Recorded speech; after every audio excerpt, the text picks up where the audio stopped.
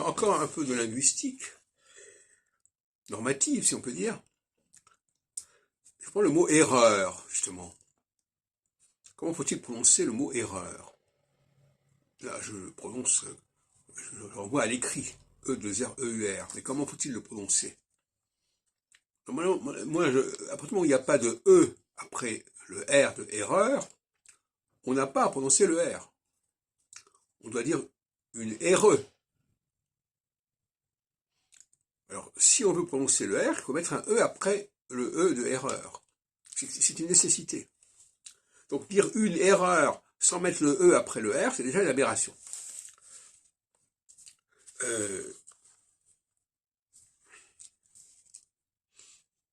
La peur, c'est pareil. La peur, si je dis la peur, je dois mettre un E après le R. Autrement, je dois dire la peu. Ce qui est absurde d'ailleurs, parce que il faut dans ces cas-là mettre le E après le R. C'est fondamental. Erreur, une erreur, on met un E.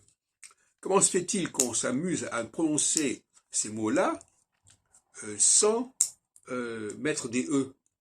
Alors l'anglais a emprunté ces mots-là en français, par exemple docteur.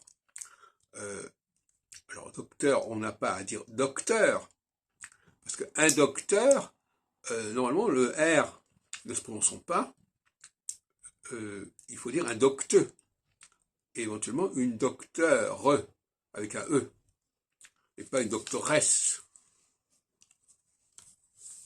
Ça aussi, ce sont des faux féminins, des féminins bricolés. Alors, dans d'autres langues, on le fait, mais les autres langues n'ont pas à nous influencer.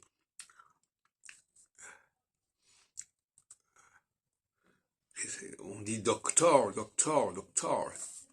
Mais ça, c'est le problème. Mais nous, on doit dire un docteux et pas un docteur.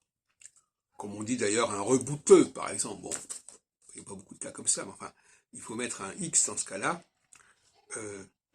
En mettant un X, on évite l'erreur du R. Mais après le X,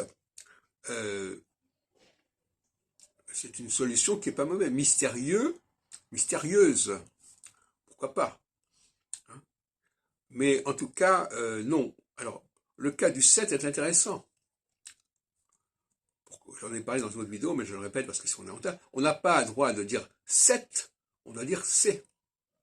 Parce que à moins de mettre un E après 7, S-E-P-T-E.